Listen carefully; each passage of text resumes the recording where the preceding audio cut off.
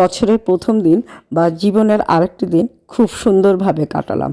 তো সব কিছুর জন্য অনেক অনেক শুক্রিয়া মন থেকে।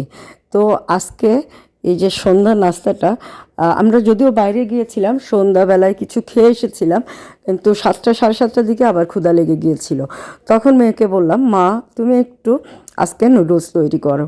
তো যেই কথা বলা সেই কাজ। তো মেয়ে আমার নুডলস তৈরি করছে। তো ও একটু আলু এবং সিম কেটে নিয়েছে। প্রথমে লবণ দিয়ে আলু এবং সিমটা সিদ্ধ করে নিল, আর পরিমাণ মতো পানি দিয়ে নুডলস 3 প্যাকেট নুডলস দিয়েছিল, সেটাও সিদ্ধ করে নিল। যদিও ক্যামেরাটায় খুব ভালো করে ধারণ করতে পারিনি, কারণ ক্যামেরাম্যান ছিলাম আমি আর রান্নাটা সেই করছিল। তো কোনো কারণবশত ক্যামেরাটা অন করতে মনে ছিল না। এখন কড়াইয়ে তেল দিয়ে পেঁয়াজ কুচি এবং কাঁচামরিচ কুচি দিয়ে এটাকে ভালো করে ফ্রাই করে নিচ্ছে। আজকে কিন্তু রান্নাটা শেখার জন্য বা রান্নাটা এক এক নুডলস এক একজন এক একভাবে রান্না করে, আমরা শর্টকাটভাবে এভাবে রান্না করি। তো সবজি যত প্রকার থাকে ততগুলোই দেওয়া হয়। তো পেঁয়াজ এবং মরিচটা একটু বাদামি হয়ে গেলে একটা টমেটো কুচি দিয়ে দিল। এটাকে একটু ফ্রাই করে এটার ভিতরে ডিম দিয়ে দিবে, দিয়ে এখন সিদ্ধ করা নুডলসটা দিয়ে দিবে, দিয়ে পরিমাণ মতো একটু সস দিয়ে দিবে, সাথে একটু সয়া সসও দিবে, টমেটো সস এবং সয়া সস, আর সাথে দিয়ে দিবে নুডলসের যে মশলা। তো ডিমটা ভালো করে ফ্রাই হয়ে গেছে, এখন সিদ্ধ করে নেওয়া আলু এবং সিমটা দিয়ে দিবে। তো এটা কিন্তু আমার মেয়ে আজকে পুরো প্রসেসটা, কাটাকাটি রান্নাবান্না সব ও নিজেই করেছে। একটা মাত্র মেয়ে বলে আমি কিন্তু ওকে কাজ করে খাওয়াই বা কাজ শিখাই না, এটা না। মোটামুটি সব কাজই ওকে দিয়ে করানোর চেষ্টা করি যখন আমি বাসায় থাকি।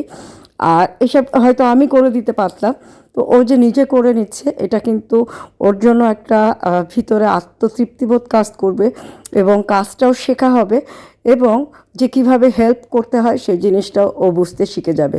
তো বছরের প্রথম দিনে এই লার্নিংটা ও পাক, এবং সবসময় কাজের ভিতরে থাকুক, নিজেকে সেলফ ইন্ডিপেন্ডেন্ট করার চেষ্টা করুক, সেটাই আমার একমাত্র চাওয়া।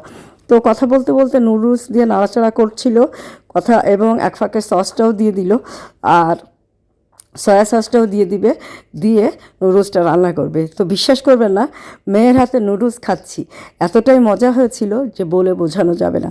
খুবই খুবই খুবই মজা হয়েছিল, এবং সব কিছু মনে হয় একদম পারফেক্টলি ছিল। আলু সিদ্ধটা, সিম সিদ্ধটা, ডিম ভাজাটা, নুডলসটা।